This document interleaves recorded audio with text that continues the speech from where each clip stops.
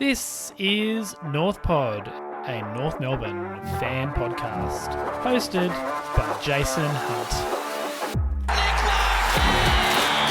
Stevenson with his own moves. Carrington. North are in front. Hello and welcome back to North Pod. Wow, what a tense game of football that was, and the girls are through to a home preliminary final, a massive win against the Crows. A week off to take stock and I guess soak in the fact that we're into another prelim final. Super exciting. So yeah, just a roller coaster of a game. Really, it wasn't locked away until very late in that last quarter. Second time we've had this kind of tight contest against the Crows in three games now, just with a drubbing of the Gold Coast in the middle.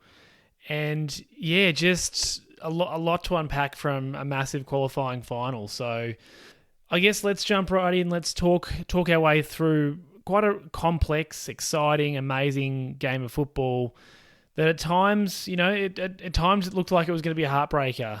What wasn't to be, which was fantastic for us. We got through unscathed. So we love that.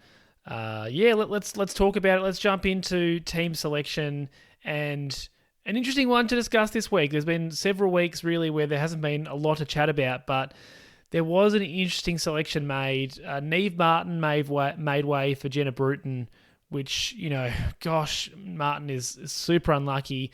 Bruton, I think, was always going to come back in for the qualifying final. And I guess really what the real story was is that Shannon kept her spot in the side. Eliza Shannon had come in, played against the Gold Coast, and personally I thought it was just a bit of a, get her ready in case she's needed for finals. But as it turns out, she was really actually getting a bit of a primer for playing the very next week, this week, and that's meant that Neve Martin's had to make way with Jenna Bruton coming back in. I guess, look, it made sense in that we want to play a taller back line, and you could see why the Crows' talls were super dangerous. Ponta and Gould in particular looked dangerous. Randall, although she's not necessarily playing that tall forward role all the time, is dangerous up there as well. And yeah, we did struggle to compete when the ball came in fast. So you could see why we made the choice to play an extra taller or medium-sized defender as opposed to, a forward/wing in Neve Martin. But yeah, it's hard not to feel bad for Neve. She's played 9 games out of 11 prior to this one. Can consider herself really unlucky. Played some really good footy at times, kicked 2 goals on 3 occasions, kicked another goal in another game. Unfortunately, hadn't kicked a goal in her last 3 games, so possibly that's why she was seen as that weakest link to make way.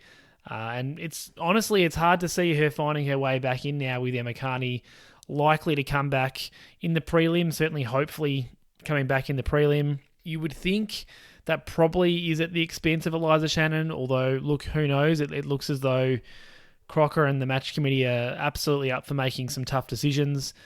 But yeah, it's hard to see Neve Martin getting back in without an injury, which is super tough for her. But look, that's what elite football is, and we've heard the team talk all year that it's a squad and a group that gets you across the line. And whilst it will be hard for her not to find herself in that prelim final squad or in the qualifying final squad, I'm sure I've got no doubt that the girls will be getting around her, and like I said, it's a full squad that wins a premiership, and that's what we're really hoping for.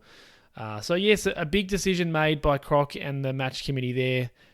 In terms of the match result, it was North Melbourne 5-8-38 defeated the Adelaide Crows 5-1-31. So a 7-point win to us.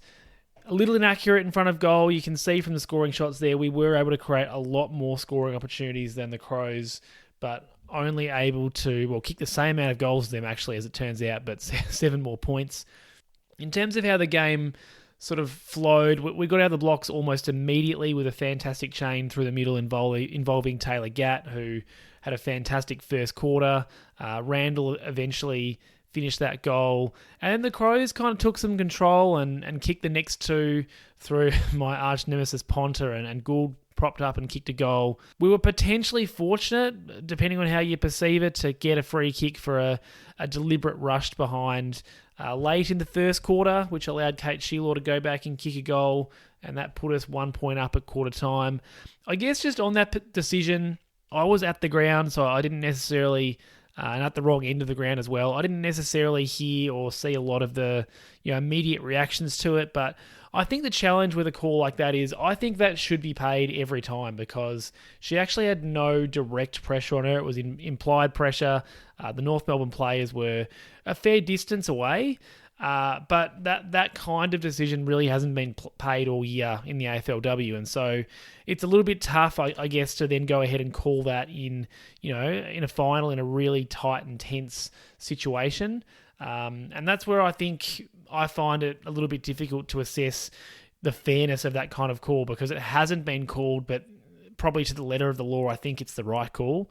And that's what probably frustrates fans, not just Crows supporters, is that level of inconsistency. So, umpiring is a really tough thing to do, and that was a really impactful, big moment in the game early on. And potentially we got a 50-50 call go our way there, but there was certainly a lot of umpiring decisions throughout the game that I thought that were 50-50 that probably didn't go our way. We had several holding the ball calls that I thought were pretty harsh against us, and that's what's going to happen when the intensity goes up in the game. I just don't think that we could look at one or two decisions by umpires and really think that that's directly impacted the game, because there was just so much else that went on throughout the game. So went into quarter time 1 point up, and the Crows came to play in the second quarter. Really dominated without being able to put it on the scoreboard. There was a lot of repeat stoppages, not a lot of inside 50s happening really. And just a real stalemate to open that second quarter. Late in the second quarter, it looked like we were going to get a scoring chain going. Erica O'Shea had the ball off half-back. She looked to take the game on, and then kind of got a bit corralled, a bit stuck with the player that was taking her on. So she ducked back to try and take another angle and was just brutally run down from behind. The Crows quickly play on, get it to Gould, who scores a goal and puts the Crows up at halftime. And that was definitely a moment in the game where I wondered if we were in trouble, because we'd been really slugging away to make sure the dam wall didn't break during that second quarter. It looked as though we'd done all that hard work, and then we let them get one and get some momentum going into halftime. So, we trailed. And then the premiership quarter, the third quarter came, and we just went to another level. Bella Eddey had a scintillating display of forward craft, kicked 2 goals in that third quarter. Amy Smith, after a really fumbly first half, then kicked a third and put us up by 10 points at three-quarter time. It was a masterful display, I thought, in that third quarter. Interrupted by another Chelsea Randall goal, but nonetheless, we were up at three-quarter time, and then, similar to the last game that we played against the Crows, we kind of just hung on in the last quarter. We did concede 1 goal, kicked plenty of points, and wound up 7-point winners. So, a big win. It was a nervous last few minutes. There was an Ash Riddell tackle that won her a holding the ball decision that fittingly sealed the deal, essentially put the game to bed with a minute or so left. And again, being at the ground, you don't know exactly how long is left, but you certainly have an idea, and that's when, to me, it felt like we knew we'd won it. A really mature performance in the end, but certainly not a game that you'd be watching and saying, here's a massive list of highlights. There was, a small handful, but it was pretty grubby, it was pretty fumbly, and there was a lot that didn't go right for us. And I suppose that does lead me into story of the game. And I think, at times we were challenged and put under immense pressure by the Crows. And we certainly, I wouldn't describe us as composed or classy, but we did have individuals rise to the occasion and get the job done. And, not put the team on their back, but I guess stand up and take their part of the responsibility. That's, I think, what was really encouraging, is it wasn't just one player in one moment. And it took a while for us to find that. It really was until the third quarter. We started pretty well, but that second quarter, things were not looking good. It was a pretty dour second quarter. But I think the fact that Bella Eddey stepped up and kicked Two pretty opportunistic goals. Certainly the first one was a really great tackle that led to a bit of a 1-2, I think, with Sheila, and then she had a nice finish and then snapped her second. Like, that's exactly what you need from your small forward. You need that opportunistic taking advantage, and she was fantastic. That the midfielders were immense. Riddell, Garner, Mia King in the contest just consistently got that ball forward and did their best to find a player or to find some space. Tripodi, whilst she had some reduced game time, just a tick over 50%, I thought her third quarter and the way that she found space was tremendous. She was always a short option, and that often opened up those deeper options by foot. The fact that as a side we were able to have 15 tackles inside 50 really says, we piled on the pressure when it counted and created those opportunities. So it was ugly at times. It was, like I mentioned, really fumbly. There were a lot of players that just weren't able to, win the footy at ground level or take uncontested marks because of that pressure that they felt. But we worked through it. I wouldn't say we conquered it, but we worked through it, and we were able to control and limit the damage. And yeah, I think the fact that we're able to win playing well below our best speaks to the maturity of the group. And I think, it has to be acknowledged that part of the reason that we were playing so poorly, or appeared to be playing so poorly, was Adelaide put a lot of pressure on us and had clearly taken some lessons from a couple of weeks ago at Norwood. Our tall forwards found it really hard to get going. After that first quarter, they were, nearly invisible. We had Randall and Sheila kick goals in the first quarter, and then that was it. Emma King wasn't able to hit the scoreboard forward. It was a rough game to watch as a North fan and as a fan of footy, but to come out on top at the end, some ugly, nervous watching at times. But like I said, I just think the fact that we were able to get through that really slog first half vibe and then come out on top and come out as winners, again, really just proves that this side is ready to do something special, and I hope they're able to do that over the next couple of weeks. Let's look at the 5 stars, the North Podium. This is the first time that I've had to give out some votes in a finals match. I wasn't doing the North Podium last year, and as you'd expect, there were plenty of players that were worthy of a vote or two. I think for me, it probably has to be Jazzy Garner again as best on. So 4 votes for Garner, 29 disposals, 5 marks, 7 tackles, 10 clearances, which were massive, 535 metres gained, which was the most on the ground, 8 inside 50s. And, those are just crazy numbers considering, the length of these games. She cleared the lines fantastically. She got us, at ground level, she got us going. And really, those stoppages were won and lost depending on how our mids were going, which makes sense. But what I'm trying to say there is the game itself and the momentum of the game really was impacted by or determined by how well we were going at stoppage. So when Jazzy had it going, she really had it going. She wasn't physically bullied around the contest. And I think the major thing is a lot of other players were able to get their hands on the ball, but then just not quite able to get a clearing possession. Whereas Jazzy was able, she just got that superhuman ability to get her boot to the ball so fast, which allows her to clear the ball. So that was the difference between her and 5 or 6 other midfielders around the grounds, is she's just able to get a good kick on it really quickly. That's why she had those meters gained and those inside 50s. And yeah, she stands out in all the best ways when you watch, because she is that slightly bigger body for a midfielder. She's so strong. She knows where to hit the contest, and she did that really well again at Icon Park. So yeah, I think 4 votes for Jazzy Garner. We don't win this game without her. I honestly think it's that simple. And then the 3 votes, I was tossing and turning between the next 2 in the order, but at the end of the day, Bella Eddey also, we don't win this game without her. So I've given her the 3 votes, 13 disposals, 2 goals, 6 tackles. 3 of those were inside 50. Has 4 score involvements, so involved in 2 of the other scores besides her goal. Just a match-winning third quarter with 2 brilliant goals, playing that frenetic crumbing best that we know that she's been able to do, particularly the first half of the year. Her second half has been a little bit more quiet, but she's a finals player. This is the kind of player that you want playing the best footy, and we see that in the men's comp as well, that often it might be a Charlie Cameron. It's not that they're going to score a massive bag, but goals are impactful in finals. And yeah, it was a really impactful third quarter from her. In a game where others were really struggling for touch and fumbling it, I thought that she was really clean, made the most of her disposals, went at 85% effectiveness, so didn't waste the footy, and just a massive, massive impact in that third quarter. Really swung the momentum for us. And they weren't easy shots either. Both of her goals were not tough, but certainly not easy. And we saw plenty of other players miss shots they should have kicked. Vicky Wall was guilty of that. Kate Sheilor did win a free kick inside 50 late in the game and missed a goal she should have kicked. So the fact that Eddey was actually able to finish is another part of the reason why I've given her the votes here. But yeah, like I said, I don't think we win this game without either of those two players playing.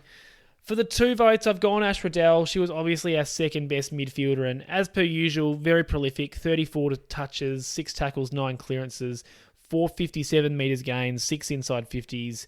Similar to Jazzy, very prolific around the ball, great contest work, laid that great tackle late, like I said, to seal the win, and was just really good at exiting stoppage and getting the ball into space. She wasn't always hitting targets, but she was getting the ball a bit forward and allowing those kind of half forwards and wings a chance to run onto it and get a one-on-one contest. So yeah, she was super important. A lot of her work's done in close and not necessarily easy to pick up, but as always, really clean hands.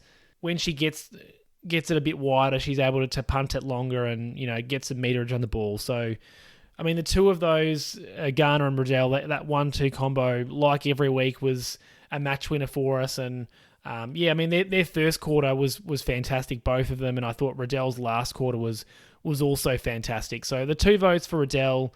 And then 1 vote, like always, super tough. And I mentioned it before, Vicky Wall.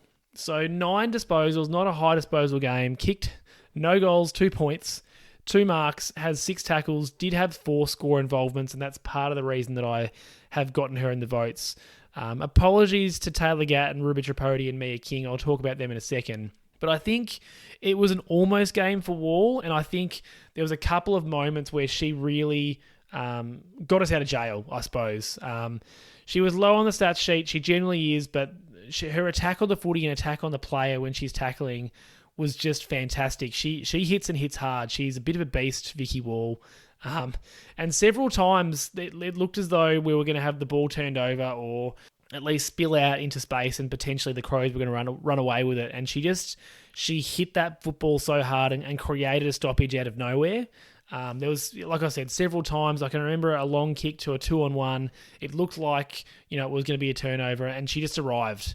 I can't remember which player it was of ours, but they held it up just long enough for Vicky Wall to come absolutely bursting through, later tackle, stoppage, and all of a sudden we've got a ball sort of 60 metres out from our goal as opposed to it heading down the wing towards the Adelaide end. So she's a finals type player. We know that the game gets a little bit more contested in finals. She loves the contest. She has, we saw in the last couple of weeks, her strength through the hips and her ability to change direction subtly in a crowd is a great asset, but in this one it was just her tackling and her ability to play that kind of finals intensity. So, like I said, not a high stats game, but there were probably 3 or 4 moments that I thought that she really swayed the momentum or at least stopped Adelaide's momentum, even if it wasn't necessarily giving us direct momentum, and that's the sort of thing that, whilst it's hard to quantify, I thought was super important and super noticeable at the ground.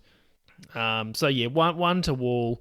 So recapping that, 4 to Garner, 3 to Eddey, 2 to Riddell, 1 to Wall.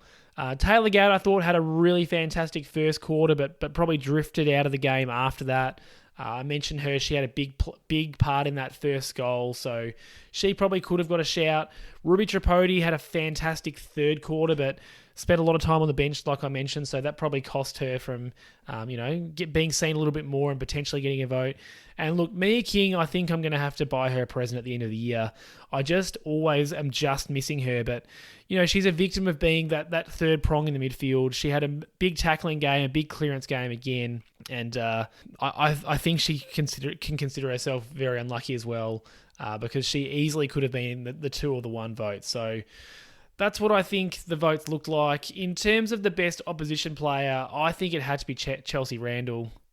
kicked 2 goals, had 22 disposals, 6 marks, 6 tackles, couple of clearances, couple of goal assists, spent the entire game on the field, so didn't get a rest, couple of inside 50s, couple of contested marks, 6 score involvements. She just did it all, Chelsea Randall. She was single-handedly looking to drag the Crows across the line. When we played them a couple of weeks ago, I think she kicked 2 or 3 points, so had a bit of a nearly or an almost game, but it wasn't the case for her in this one. She really did a lot of damage, and I'm pretty sure she had the rundown tackle on Erica O'Shea that I mentioned off the top. She just, was an immense player, and whilst Marinov was getting plenty of the footy, her effectiveness was pretty low. She turned it over a lot. Disposal effectiveness 29% for Marinov. So, Randall was much more effective and damaging for the Crows, and probably would have been in the top 4 if I did the votes that way. So, I'd love to not meet her again in the grand final. She's in some ripping form, Chelsea Randall, and looks as though she's out for blood. But fortunately, we were able to get across the line. As we transition into, I guess, looking at the game as a whole. Let's look at those negatives first, as I like to. And I mentioned it a little bit. We were very fumbly in conditions that really were perfect for footy. So it was nothing to do with a wet footy or swirly conditions. It was just one of those days where the pressure went up, and it did take us a while to adjust. We were dropping marks when we knew that the pressure was going to arrive. There was an example where Tess Craven did that in the first quarter. Erica O'Shea did that later in the game as well. Amy Smith couldn't pick the ball up to save herself in that first quarter. She was taking 4 or 5 attempts to pick it up. There was just so many instances where it looked like we're okay, we're in some space, or we're going to take a relatively straightforward mark, and we just fumbled it and made life really difficult for ourselves. And that's what really ruined a lot of our momentum in that first quarter and that first half. Just our lack of ability to hold onto the footy and dispose of it, in a timely manner. Eliza Shannon was guilty of that in the first quarter as well. She, was first the ball and was just a little bit slow to get rid of it, which we saw her do a little bit last week against the Suns as well. She was just barely able to get a toe onto it, but certainly didn't get any distance on it. So, we just found ways to make life difficult for us. There was also an example later in the game where we had a 2 versus 1 or 2v1 where we were sort of running and hand passing off half back, and we somehow managed to stuff that up as well. So we just found these little ways where, in previous weeks we would have been clean and able to continue moving the ball freely. We slowed ourselves down, and it's one of those things that you can kind of see it spread throughout the team. You don't want to be that one that's fumbling it next because you've just seen 3 of your teammates fumble it.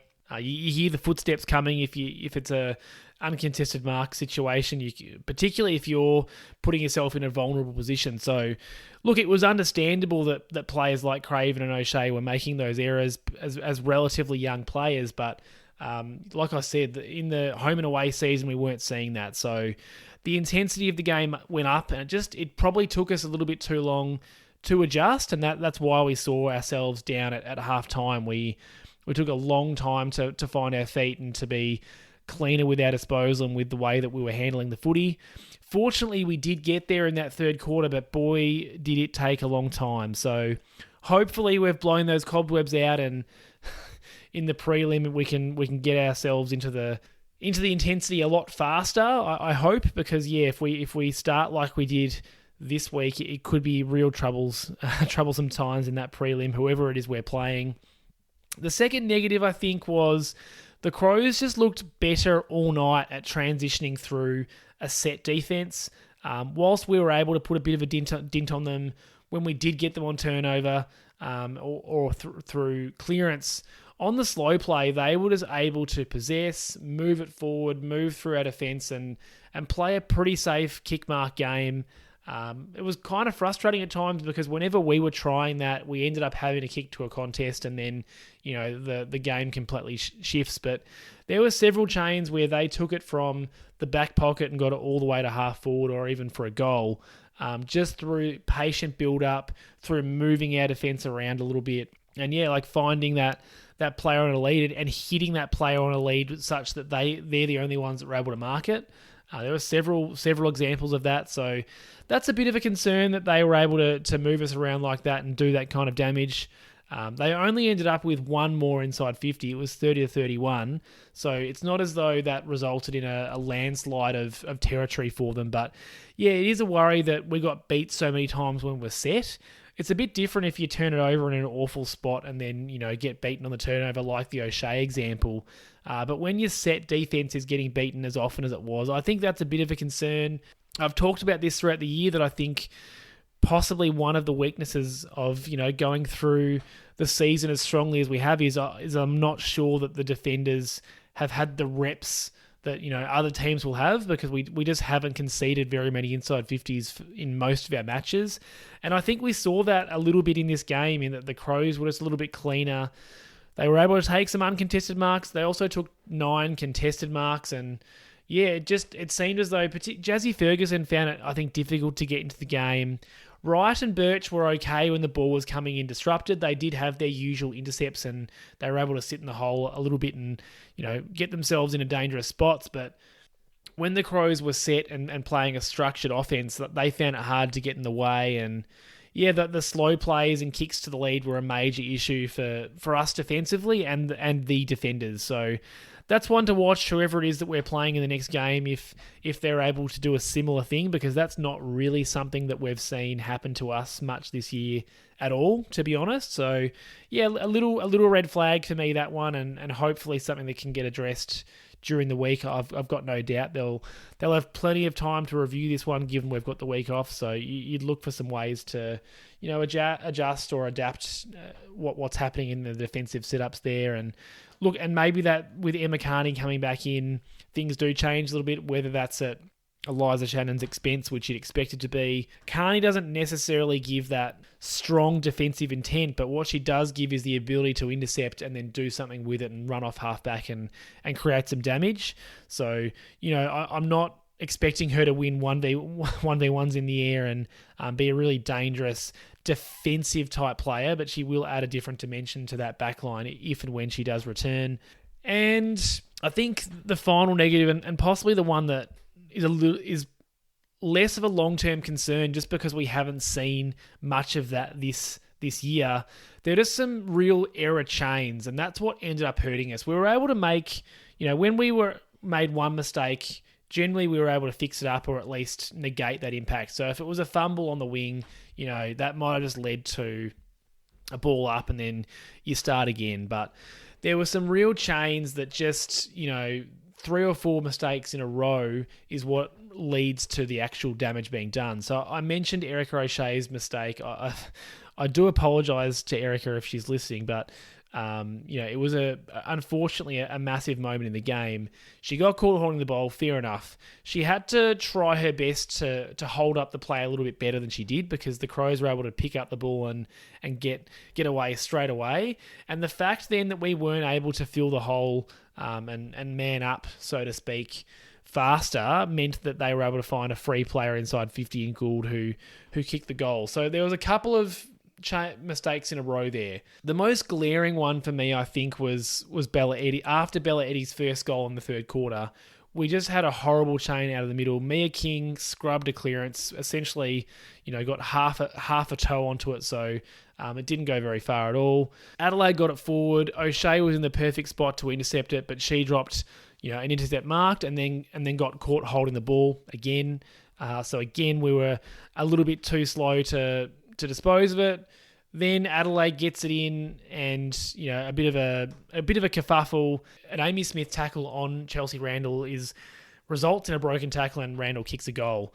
So that was 3 or 4 mistakes in a row that leads to an actual goal. And I think for me, whilst there were several examples of that in this game, I just believe that that's a little bit anomalous, and I'm not sure that we're going to see mistake after mistake after mistake again, based on what we've seen, in the home and away season in the rest of the year.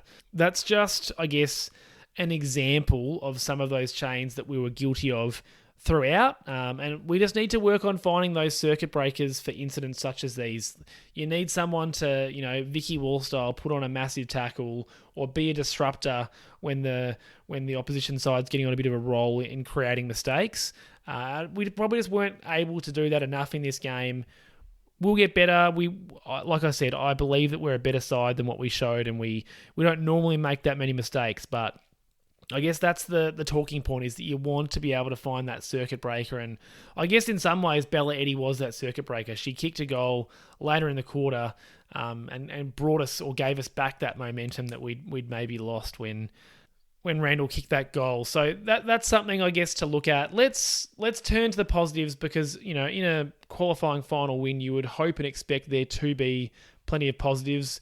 And I think there were. I mentioned her earlier, Eliza Shannon, whilst she was a little bit slow to get into the game, I think as a defender, sometimes it can be hard to assert yourself and to directly positively impact, because in general as a defender, unless you're an intercept marker, it can be hard to really put your stamp on the game. But I think she did that, and I think it was a major part of what led to Bella Eddey's first goal.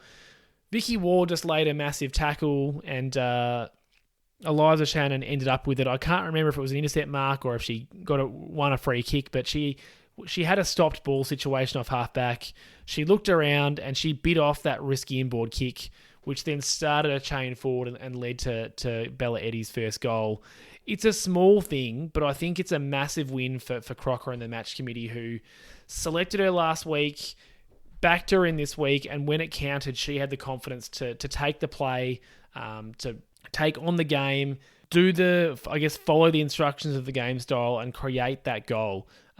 Like I said, it was a small thing. It wasn't a significantly risky kick, but any kick inboards off halfback comes with some risk. And I think the fact that she was able to execute that led to us going through the middle of the ground and scoring a goal. Like I said, just a massive, massive win, because there's a good chance that if she's coming in cold, having not played last week, she doesn't necessarily have that confidence in herself to take the game on. Just the fact that we selected her and I guess adapted to what we thought the Crows were going to bring is a massive win. So, yeah, I think the fact that Bella Eddey was able to kick that goal on the back of a risky kick from Eliza Shannon that opened up the ground for us is a big win. And like I said, you want, if you're going to make a big call at match committee, you hope, I guess, that it pays off. And I think it did, because that one moment, whilst it was one small moment in the game, I think was a big part of what got us going in that third quarter. I'm really happy for Eliza Shannon, because she's been sitting on the sidelines for most of the season. So the fact that she was able to come in and play a big role like she did is great for her. Something that we haven't been as strong at in recent weeks, or has certainly fluctuated a little bit, the clearance numbers were really strong for us in this game, 37-24, so a big win in clearances. Didn't win the hit-outs, and that's not always a problem, because we've got such a strong contingent at ground level. And I've talked about them kind of ad nauseum. Amia King, Garner, Riddell led the way on that front, and that it did lead directly to goals several times. We weren't able to necessarily generate the dangerous turnover goals so as much as we've been able to in previous weeks, but the fact that we were able to be so clean from stoppage situations and essentially create some goals directly from those chances was crucial. We're just blessed to have those players that can find the space by hands. And although we probably overhandballed at times due to the Crows' pressure, I think the want to find that player is kind of important, and what you want to see, because you want to keep backing your style and the way that you want to play and the way that you've been instructed to play, because as soon as I think you're adapting too heavily to what the opposition's doing and kind of being dictated to by them, that's when I think you're in danger of going away from what you do well. And yeah, I think the fact that we blitzed them in the midfield, like I mentioned, Marinov, while she found plenty of the footy, was pretty ineffective, and I think it's probably fair to say that we had the three best midfielders on the ground. Again, is a big part of what we were able to do in terms of getting the ball forward, and the meters gained, particularly from Garner, it's just so important in this women's comp, because in general, there's a lot less uncontested footy going on. It's pretty hard to generate uncontested footy at the moment, but it is about getting that ball forward and creating the next contest and winning the next contest. And so when Jazzy's able to get 40 to 50 metres on any kick, from half a second, it really makes a massive difference. So, yeah, the clearance game and the midfield game, we were just super, super dominant and super impressive in that area. And like I said, it's been an area that we've fluctuated a little bit in the recent weeks, but to come out and have a really dominant performance with those three mids. And Tripodi was also fantastic as well, despite not playing as much game time. Like I said, her third quarter was really, really important because she was able to be that short kick option, which then opened up the next, or the deeper kick into the forward line several times.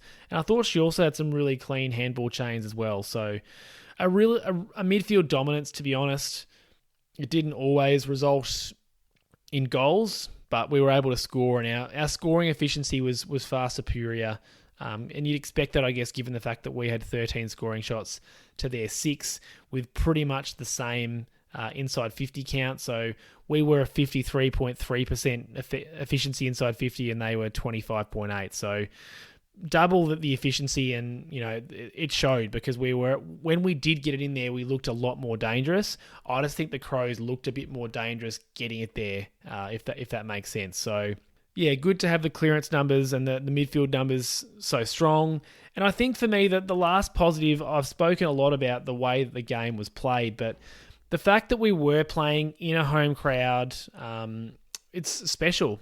Sure, it's not a massive number. It's 3,500, I think 3.6. But they're diehards. You're right amongst it, and you could see how much it meant to everyone. You could hear how much it meant to everyone. There were frustrations throughout when things weren't going so well and we were making those mistakes. There was audible frustration, but the journey to a premiership is never easy. And the fact, like I said, that we were able to fight through that, the crowd really, really got up and about when those goals were being kicked and we were on a run. The fact that we now get a home preliminary final, or an Icon Park preliminary final with a rest is a massive win.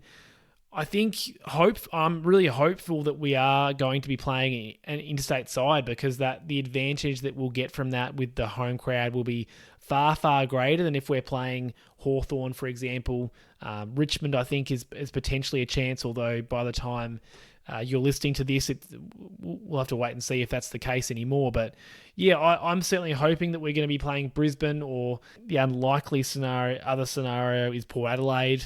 Just like I said, I think if we've got a legitimate, massive home ground advantage, it will make a difference. I felt that, I guess, the groundswell of crowd support was a big part of what made that third quarter a special quarter. So yeah, I guess that probably takes us to next week, or the next game rather, because we do have a week off. We can watch the other sides duke it out, but most likely, we're going to be playing the loser of the Hawks and the Lions. So those games are happening on Sunday. By the time you're listening to this, those games have likely happened, and it's more certain who we might potentially be playing the following week. But there's going to be several eliminations before that point. Again, unsure yet if we're going to be playing a Friday or a Saturday, but it'll definitely be an earlier time slot. We'll be the first prelim because we are the highest qualifying side, so we will get the extra break into the grand final if we were to qualify. So yeah, it just depends if that's a Friday night again or if it's a Saturday game. But yeah, super exciting that we just get to sit back and kind of watch and see what these other sides can bring. I think there's a strong chance that we're playing the Crows again in the grand final, because to me, we are the best two sides in the competition this year. Obviously, they're going to have to do it the hard way now and win the semi-final next week against Freo, and then win the prelim the following week against whoever that happens to be. But I definitely think they're good enough to do it. They've been the best side that we've come up against. I know that we drew against Geelong early on, but the conditions were pretty tough in that game, and I don't think that they're quite as strong as, and they didn't make finals, so they're evidently not as strong and consistent as some of the other sides like ourselves.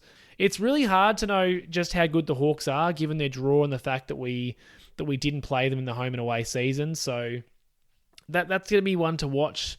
They've got the Lions in their qualifying final, and that's at Icon Park as well. So a home ground advantage.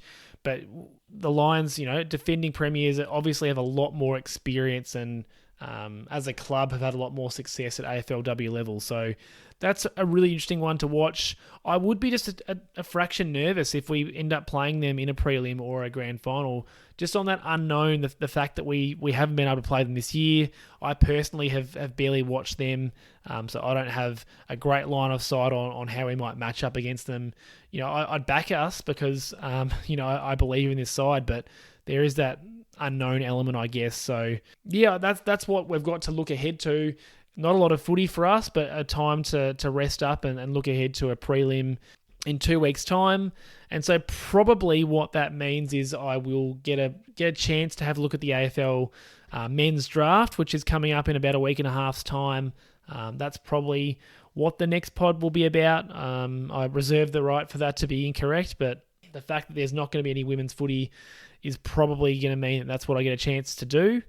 But yeah, I think that's probably gonna cover it for this podcast. Just cannot reiterate enough how relieved and exciting it is to be following this team into a prelim final. One of the hardest things I think about this final series is we go in as almost unbackable favourites because of the season we've had, and carrying that level of expectation, can be really difficult. It looked like potentially parts of that were weighing on us early in the game. So the fact that we're able to get the monkey off the back a little bit, get this win out of the way, and essentially tick off that first thing is super, super important. And hopefully we can build on that in a couple of weeks' time.